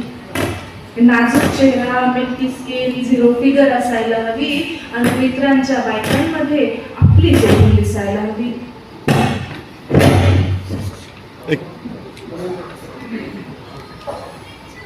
की थोडी सादगी हवी, थोडी अदाही असायला पाहिजे, आणि बायको हवी हक्काची, पण गर्लफ्रेंड सारखी दिसायला पाहिजे. नाजूक चेहरा, मिल्की स्किन, झिरो फिगर असायला हवी, आणि मित्रांच्या बायकांमध्ये आपलीच उठून दिसायला हवी. बरं सारेच पुरुष स्वप्नाळू कवीसारखे का हो वागतात? हे सारेच पुरुष स्वप्नाळू कवीसारखे का हो वागतात? आणि नोकियाच्या फोन मध्ये तुम्ही आयफोनचे फीचर मागतात. ज्या करतात नजरेनं घायाळ, त्या कधीच कुणाच्या नसतात. बरं दादा विशेष काय माहितीये का, मला जवळजवळ 100 रील आल्यात या ऑडिओच्या. सगळ्यांनी ट्रकच्या मागे लिहून ठेवलंय, ज्या करतात नजरेनं घायाळ, त्या कधीच कुणाच्या नसतात, आणि वरतून फुलपाखरू दिसणाऱ्या आतून मधमाशा असतात. इतकं गोड हसलेत आमदार साहेब. सगळे म्हणणार नाही तुम्हाला डसले, मला सुखरूप घरी जायचं. वरतून फुलपाखरू दिसणाऱ्या आतून मधमाशा असतात. लोकलचे धक्के खात रोज ऑफिसला जातात. लोकलचे धक्के खात रोज ऑफिसला जातात, आणि दुसऱ्याच्या मर्सिडीज पाहून आतल्यात खुश होतात. तर खरंच सांगा, त्यांच्या मेंटेनन्सचा खर्च तुम्हाला परवडणार आहे का? त्यांच्या मेंटेनन्सचा खर्च तुम्हाला परवडणार आहे का? आणि घरची गाऊन घालून बसलेली नॅनो तुम्हाला सोडणार आहे का? जरा कोणी पाहून हसली की लगेच घसरायचं नाही. जरा कुणी पाहून हसली की लगेच घसरायचं नाही आणि आपली नॅनो पण कुणाला तरी मर्सिडीज भासते हे विसरायचं.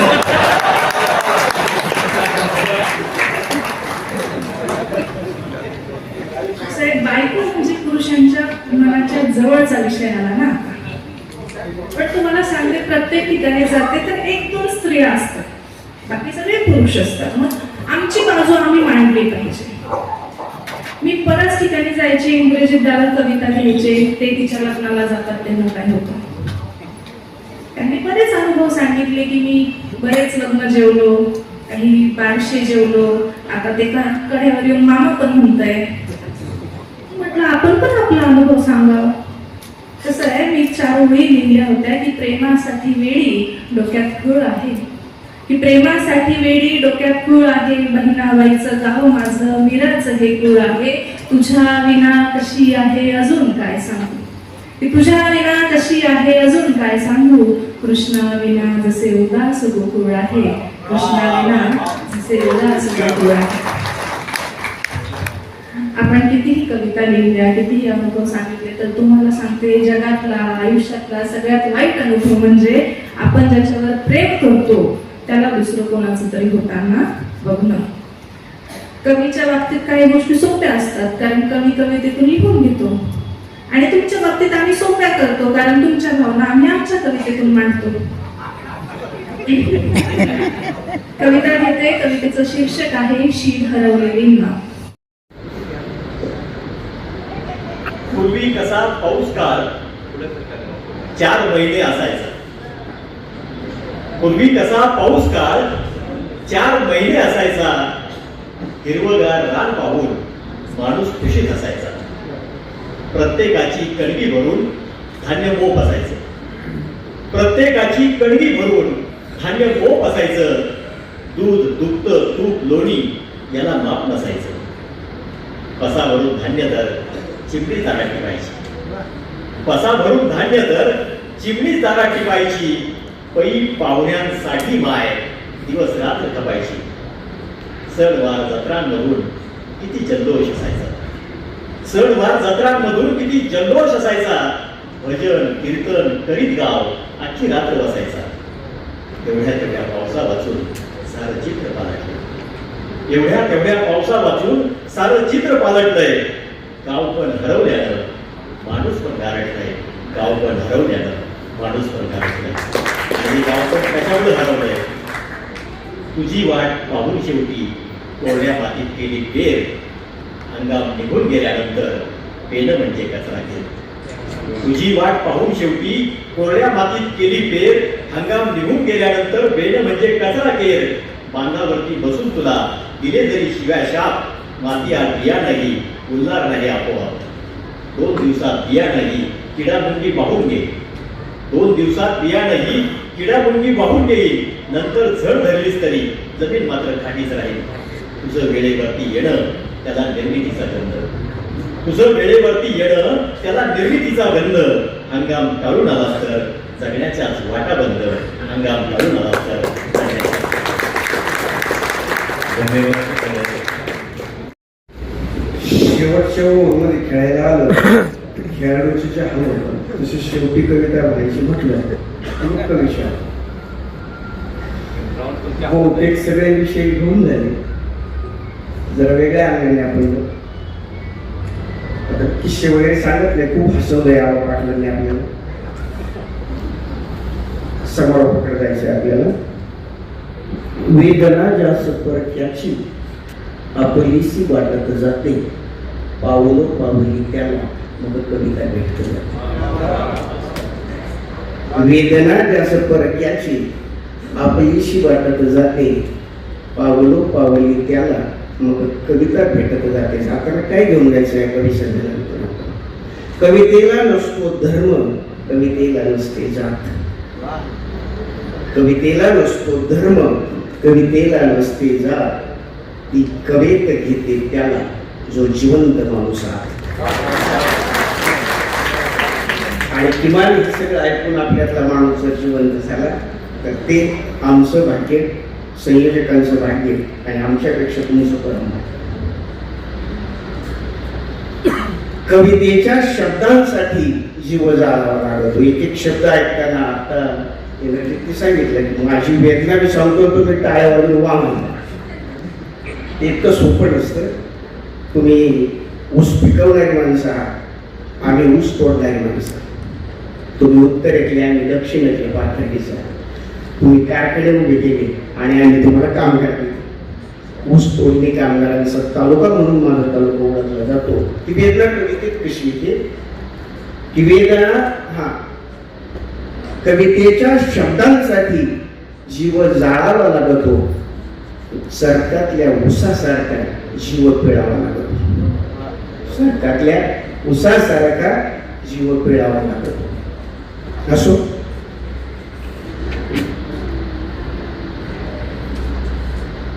मुलं सरांनी जो मूड पकडलेला होता तोच थोडासा पुढे घेऊन जातो मी भगिनीसाठी. चला, राजकारण वगैरे खूप झालं किंवा हास्य कविता प्रेमाच्या नाही. खरं तर दिवाळी साजरी करायची होती, पण नको, आता मूड खूप बदललेला आहे. टाका घालताना सई अशी करू नये घाई. आता टाका राहिलेलाच नाही. जुन्या आता ते आठवत असेल तुम्हाला आपलं बालपण. बघा, टाका घालताना सई अशी करू नये घाई. तुझ्या नाजूक बोटाला फुल टोचेल ग सुई. टाका घालताना सई अशी करू नये घाई. सुई टोचता बोटाला कळ सर्वांगाला येते. सुई टोचता बोटाला कळ सर्वांगाला येते. दुःख ती बोलेशे तरी मन व्यापून उरते. दुःख सलत राहते, दुःख फुलत राहते. दुःख सलत राहते, दुःख फुलत राहते. सांगताना सोसण्याची रीत सुई शिकवते. सांगताना सोसण्याची रीत सुई शिकवते. अशा फाटल्या मनाला नवटी गळ जोडून. अशा फाटल्या मनाला नवटी गळ जोडून. संयमाची गोधडी घे अंग भर पांघरून. टाका घालताना सई अशी करू नये घाई. टाका घालताना सई अशी करू नये घाई. पोचणाऱ्या सुईलाच थोर मानावे ग आई. टाका घालताना सई अशी करू नये घाई. आणि शेवटी जाता जाता परत एकदा तुमच्या दुःखाची कविता तुम्हाला जाणीव व्हावी म्हणून. बाई थिजून गेलेली असते. बाई थिजून गेलेली असते तरीही नवेली होऊन सजून आलेली असते. कळत नाही नेमकं कसं सोसते हे सारच बाई. उसासतानाही हसण्याची बाईट असते नवलाई. उसासतानाही हसण्याची बाईटच असते नवलाई. बाई कधी घरात मन रुजवते. बाई आधी घरात मन रुजवते, मग गुरात स्वप्न सजवते. दिवसा गणित तिला घरदार कळू लागतं आणि बाईपणाचं सार छळू लागतं. रुजलेली असते, सजलेली असते, तरी ही बाई आस्वादच भिजलेली असते. रुजलेली असते, सजलेली असते, तरी ही बाई आस्वादच भिजलेली असते. बाई थकलेली असते, सुकलेली असते, तरीही त्याला ती हवी असते. बाई थकलेली असते, सुकलेली असते, तरीही ती त्याला हवी असते. त्याच्या इच्छेला नसते काळाची वेळेचे भान, नसतेच तिच्या मनाची जाण. तिचं बाईपण त्याच्याच अधीन, त्याच्या इच्छेला ती होते स्वाधीन. निमुटपणे सजवते साज शृंगार, स्वीकारते लुचणारा देहभार. तेव्हा बाई असते फक्त वासनेची शिकार, तेव्हा बाई असते फक्त वासनेची शिकार. बाई जगते प्रत्येकाची आवड निवड, बाई जगते प्रत्येकाची आवड निवड. तिला तिच्यासाठीच मात्र नसते सवड, रगड्यात सदैव पिचलेली असते, कचलेली असते. बाईपणाची धूळ तिच्या मनावर साचलेली असते. तिला नसते आवड, तिला नसते निवड. बाई म्हणजे फक्त निर्जीव मनाचं सजीव धड. बाई म्हणजे फक्त निर्जीव मनाचं सजीव धड. तिला वारंवार करून दिली जाते तिच्या बाईपणाची जाणीव. तिला वारंवार करून दिली जाते तिच्या बाईपणाची जाणीव. आखलेल्या रिंगणात गुदमरून जातो तिचा जीव. तिचे चालणे, बोलणे, उठणे, बसणे आणि हसणे सुद्धा बंदिस्त पहाऱ्या. बाई वावरते जरी तोऱ्या, तरी ही एकटीच असते बाई भरल्या घरात. एकटीच असते बाई भरल्या घरात. आणि त्यातला शेवटचा तुकडा, संसार म्हणजे जपून टाकणारं जाळं. संसार म्हणजे जपून टाकणारं जाळं. सहजासहजी होताच येत नाही त्यातून मोकळं. घरादारासाठी केलेलं असतं जीवाचं रान, आणि एकरा बाळात गुंतलेला असतो बाईचा पंचप्राण. घरादारासाठी केलेलं असतं जीवाचं रान, आणि एकरा बाळात गुंतलेला असतो बाईचा पंचप्राण. आपलंच माणूस आपलं नाही हे समजून बाई आपल्यासह संसाराला सावरते. आणि एकटी असून सुद्धा बाई भरल्या घरात रिकाम्या कामाला वावरते. बाई भरल्या घरात रिकाम्या कामाला वावरते. खूप असं काही आपल्या अवतीभोवती असतं. असो, धन्यवाद. यानंतर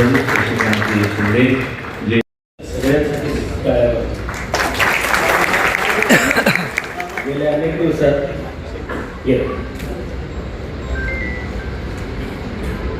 अनेक दिवसात असा अस्सल रसिकाच पहिल्यांदा तमाम उपव्यापाऱ्यांना वंदन या निमित्ताने मराठी भाषेचा हा जो जागर या ठिकाणी केला, सर्वच संयोजकांचे मनापासून आभार मानतो.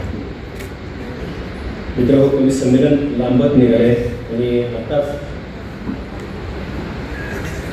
आमच्या सगळ्या आतापर्यंतच्या झालेल्या सगळ्या तुलनेत वेगळा असेल आणि विषय लाडक्या बहिणी जरा कमी दिसत आहेत. पण मी आज लाडक्या बहिणींसाठी बाईचं जगणं अजूनपर्यंत सुखी झालंय असं मला वाटत नाही. तुमच्या प्रेझेंटाईने कविता म्हटली, आता तुमची बघितली लताईकडे जी कविता नाही. काय आहे बाईचं जगणं? दोन ओळी तुमच्याकडे म्हणतो आणि एक लेखीची कविता मी तुम्हाला तुमच्याकडे म्हणतो. कधी असं वाटलं की नरक कुठं आहे बघावा, जिल्ह्याच्या शासकीय रुग्णालयात जायचं आणि सहज एकदा तिथला बर्नवॉर्ड बघून घ्यायचा. बर्नवॉर्ड बघितला की तुमच्या लक्षात येईल की 18 ते 25 वयोगटातल्या पोरी असतात.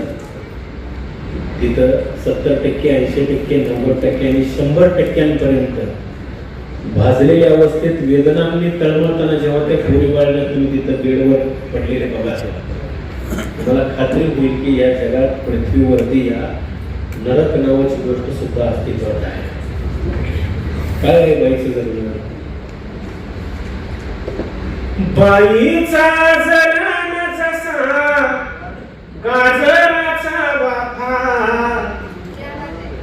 बाईचा जन्म जसा गाजराचा वाफा, तिला देऊन जन्म सांगा कुठं झाला नफा, तिला देऊन जन्म सांगा कुठं झाला नफा. बाई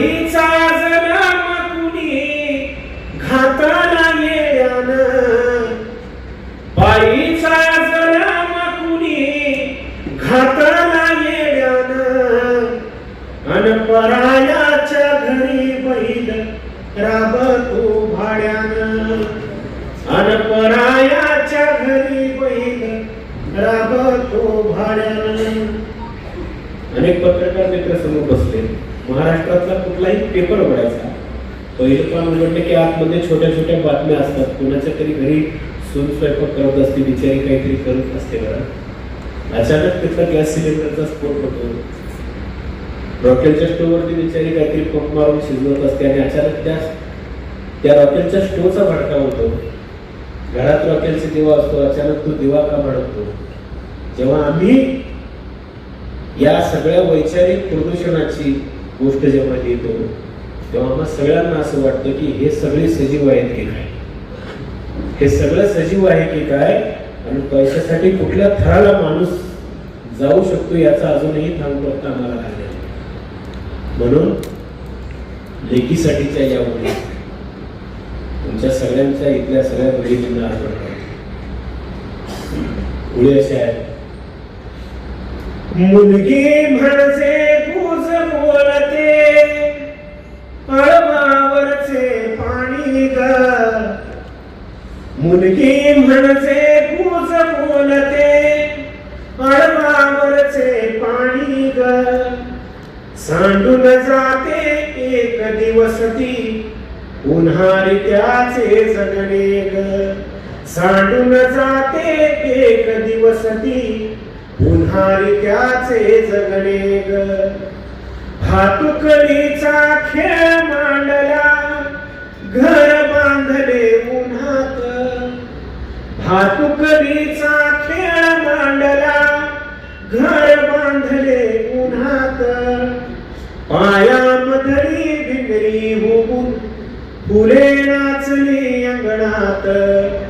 पायामधली भिंगरी होऊन फुले नाचली अंगणात. ती गंधने मुनी अशी दरवळली. ती गंधने मुनी अशी दरवळली जसे सुगीचे येणे ग. सांडून जाते एक दिवस ती पुन्हा त्याचे जगणे ग. मुलगी म्हणजे गुज बोलते अडवावरचे पाणी ग.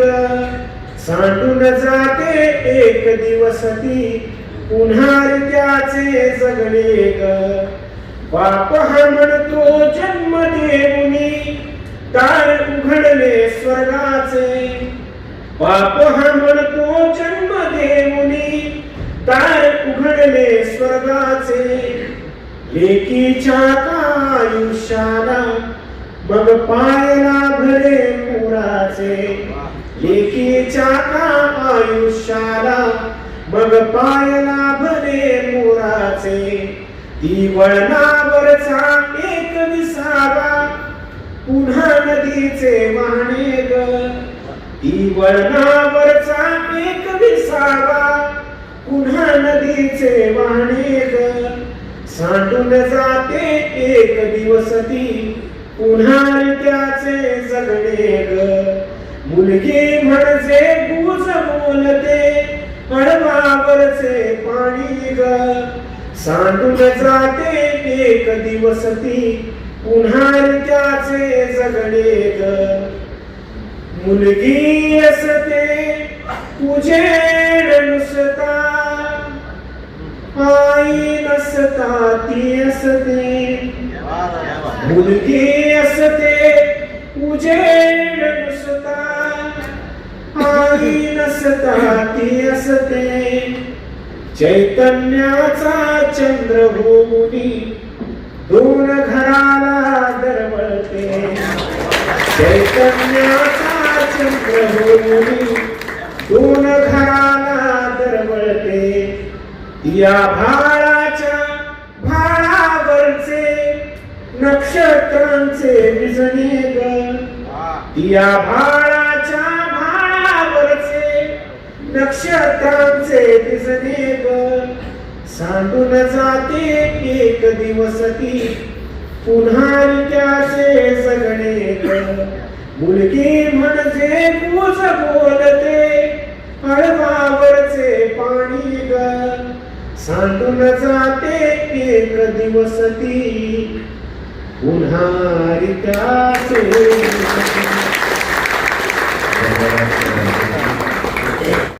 सोलापुरी एकदा जोरदार टाळ्यांनी ही कविता किती जणांसाठी वेगळ्या पद्धतीने म्हणता येऊ शकते. तर खूप ऐकवण्यासारखं, म्हणजे एक एक कवी 2-2 तासात आहे, आपल्याकडे तेवढे तास नाहीत. ही खंत आहे तारीख सोलापुरी. नमस्कार, मैं आखिरी में आ रहा हूँ. इसका मतलब है कि ये प्रोग्राम बहुत कामयाब हुआ, बहुत कामयाब हुआ है. हम उस जगह के लोग हैं जहाँ पर झोल पड़ता है तो हमको बुलाया जाता है. हम तो आखिर में बुलाए, मतलब ये कवि सम्मेलन कहीं भी झोल नहीं खाया है. ये जो मेरा परिवार है, मेरा खानदान है, मेरा कुटुंब है, हर मेंबर हीरा और हीरे की तरह पेश हुआ है. और ये तो है ही कमाल के. कमाल ये है कि आपने भरपूर दाद दी है. आपके लिए बहुत बहुत मुबारक. मला वाटत नाहीये इथलं पहिला कधी संमेलन आहे. इंद्रजीत कमी बोलत होते येताना, ते इंद्रजीत पहिल्यांदा होत आहे, काय मग कशी दाद मिळेल. पण अशी दाद मिळते प्रत्येकांना, प्रत्येक शब्दाला, ओळीला. ये कमाल है. आपके लिए एक बार तालियां. आपको अभी मैं जो आपको सुना रहा हूं ते असं समजा जसं आपलं मराठी समाज आहे, महाराष्ट्राचा समाज आहे, ती माझी कविता आहे. आणि माझ्या कवितांमध्ये आपला महाराष्ट्र कल्चरही मिळणार आहे. 2 भाषा ज्याप्रमाणे ते मिळून असते तशीच माझी कविता आहे. आणि असे समरस झालेले आहेत, असं जुळलेलं आहे, कुठंही वाटणार नाही की 2 वेगळे भाषा आहेत. मुस्कुरा के मेरी धड़कन को नया इजहार दे. एक ओर उर्दू, एक ओर मराठी, पण कुठेही वाटणार नाही उर्दू मराठी वेगळं. मुस्कुरा के मेरी धड़कन को नया इजहार दे, माझ्या स्वप्नांना बहरलेला नवा आकार दे. मुस्कुरा के मेरी धड़कन को नया इजहार दे, माझ्या स्वप्नांना बहरलेला नवा आकार दे. जिंदगी ये जब कभी आ जाए मुश्किल मोड़ पर, मी जिथे थांबेन तेथे तू मला आधार दे. मेरे धड़कन को नया आधार दे. ऐ सनम बरसों से तेरी याद में और हिज्र में, ऐ सनम बरसों से तेरी याद में और हिज्र में, साथ नाऱ्या या सरींना चांदण्यांचा हार दे. मुस्कुरा के मेरी धड़कन को नया इजहार दे. देखो, मैंने बहुत जिम्मेदारी के साथ एक जुमला कहा है कि मेरी कविता में महाराष्ट्र मिलेगा. अभी एक और उर्दू थी, मुस्कुरा के मेरी धड़कन को नया इजहार दे. ठीक है, अभी इसको मैं मराठी ऊपर लेता हूँ. मेरे आगे क्यों रोता है, मत आंखों में पानी ला. मेरे आगे क्यों रोता है, मत आंखों में पानी ला. घर में ज्यादा मच्छर है तो जाके मच्छरदानी ला. आता इथून सुरू होते. तळ हातावर सागर खेचून ओठांवरती पिळून घे. तळ हातावर सागर खेचून ओठांवरती पिळून घे. सहरा बनकर कब तक बोले प्यास लगी है पानी ला. दगडालाही ठेस लागली, दगडालाही ठेस लागली, डोळ्यात मजा अश्रू दे. आए दिल मेरे जज्बातों में दर्द कोई इंसान ला.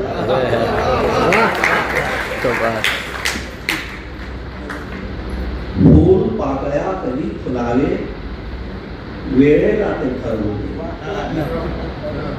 फूल पाकळ्या कधी फुलावे, वेळेला ते ठरवू दे. वक्त बराबर सब करता है, मत अपनी मनमानी ला. ये संपूर्ण ओळ होती. आता अर्धी ओळ आधी मराठी, त्यालाच अर्धी जोडून हिंदी एक लाईन झालेली आहे, पण कुठे वाटणार नाही आपल्याला की वेगळा आहे. जखमावरती फुंकर मारून जख्मों का मरहम कर दे. जखमावरती फुंकर मारून जखमों का मरहम कर दे. उदास आहे तार मनाची, छेड जरा सरकम कर दे. रिमझिम पाऊस झाल्यानंतर मिट्टी खुशबू देती है. रिमझिम पाऊस झाल्यानंतर मिट्टी खुशबू देती है. मला ही माझी गंध मिळू दे, आंख जरासी नम कर दे. आता ही मराठी आली होती, जखमावरती फुंकर मारून अर्धी. आता मराठी अर्धी, त्यानंतर सोडू. तेरे रूप का काजल माझ्या डोळ्यात धरशील का. तेरे रूप का काजल माझ्या डोळ्यात धरशील का. चांद के जैसे छत पर प्रिय आज उतरशील का. ऐसी कौन सी नाराजी है कागज उचलीस तू. दिलबर का दिल जला जला के कोळसा करशील का.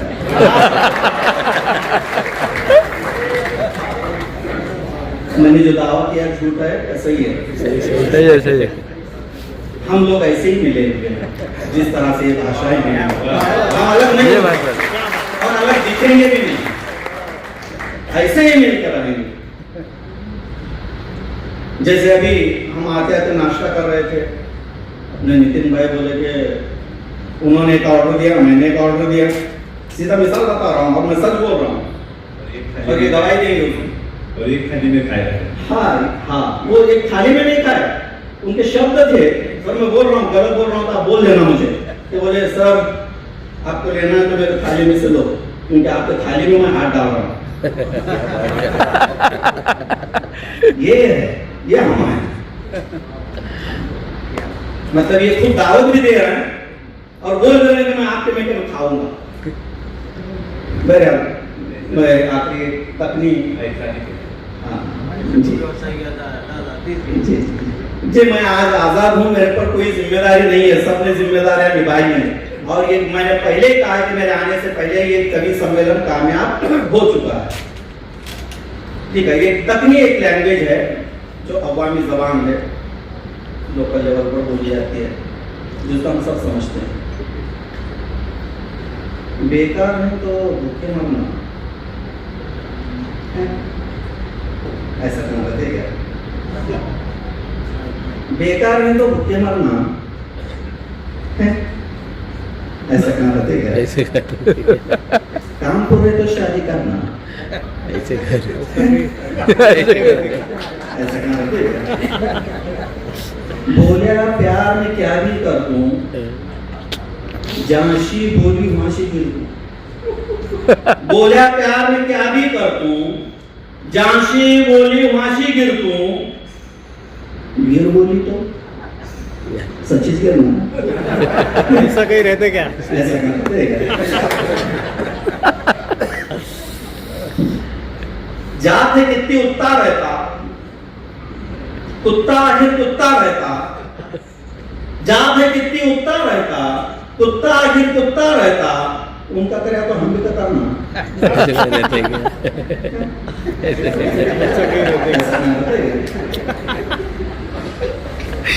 बीवी की हम इज्जत करते,